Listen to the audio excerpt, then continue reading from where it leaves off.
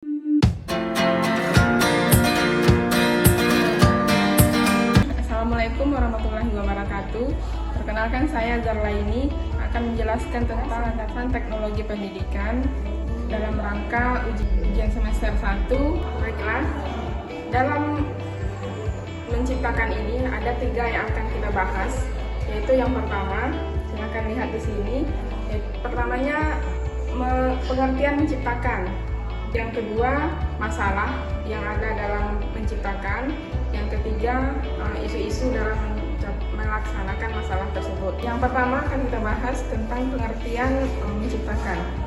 Menciptakan itu adalah bagaimana kita menghasilkan atau memproduksi sebuah media pembelajaran sehingga bisa bermanfaat oleh orang lain dan diri kita sendiri dalam proses kegiatan belajar mengajar, hingga konsep teknologi dalam landasan teknologi pendidikan bisa dimanfaatkan secara bersama. Yang kedua, membuat media pembelajaran. Di sini ada tingkatannya. Tingkatannya yang pertama yaitu mekanik. Mekanik ini tingkat prosedur sederhana, sehingga dalam membuat media tersebut kita harus memotong, edit, dan menyambungkan media tersebut.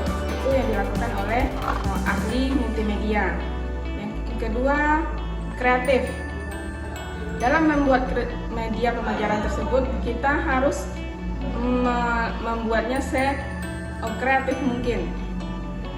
Ada berupa kartun, ada berupa gambar-gambar animasi yang menarik, sehingga media tersebut sangat diminati oleh siswa dan guru-guru yang akan mengajarkan materi pembelajaran di dalam kelas.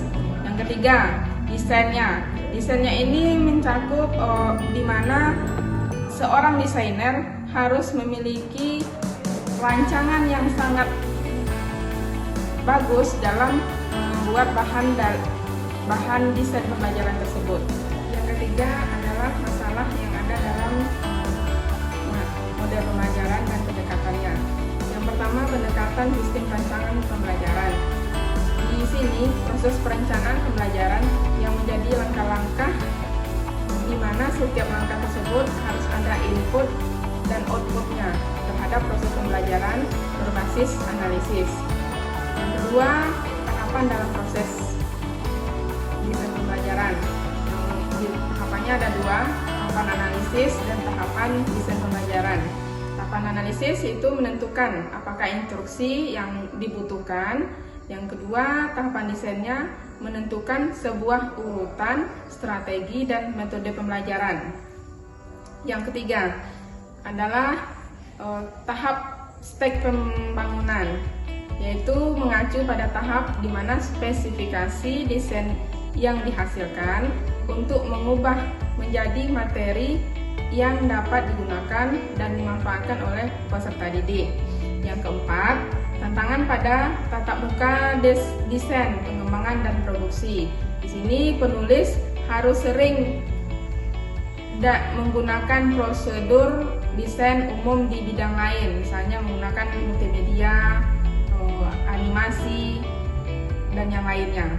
Yang kelima, melakukan produksi digital sendiri, itu menguasai sejumlah teknis dan proses, khususnya dalam menggunakan mekanisme alat digital yang berupa substansial. Yang keenam, mendukung untuk melakukannya sendiri, yaitu mengisi kesenjangan antara keinginan untuk menciptakan sesuatu media produk multimedia dan keterampilan teknik dipergunakan pada diri sendiri yang melalui pembuatannya PowerPoint, animasi. Yang ketujuh, produksi outsourcing, itu memberikan pertahanan dan mendesain pesan media pembelajaran yang sifatnya berbentuk berkomunikasi dalam fungsional berupa keputusan yang diambil oleh peserta didik secara berkelompok. Yang kedelapan, tahap implementasi, itu tahap lingkungan belajar atau sistem yang telah diuji dan direvisi yang bertujuan terhadap peserta didik yang berprestasi untuk meningkatkan dengan berpikir sendiri, bukan dengan secara kelompok. Yang kesembilan, yang terakhir, yaitu tahap evaluasi. Tahap evaluasi ini ada dua, tahap evaluasi formatif dan sumatif. Kalau yang formatif, di sini guru meningkatkan dan mengumpulkan sebuah proses atau produk pembangunan selama pembangunan dan memvalidasi keberhasilan ide-ide yang mapan dalam teknologi pendidikan.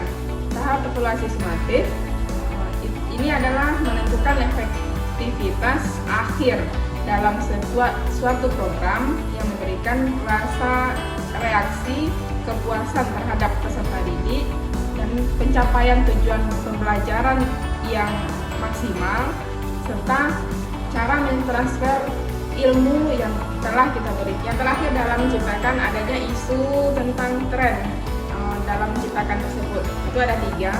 Yang pertamanya, analog digital dilema, yaitu media yang berupa slide, kaset video, kaset film, overhead, dan lain-lain dalam memperluas digital media yang berbasis komputer.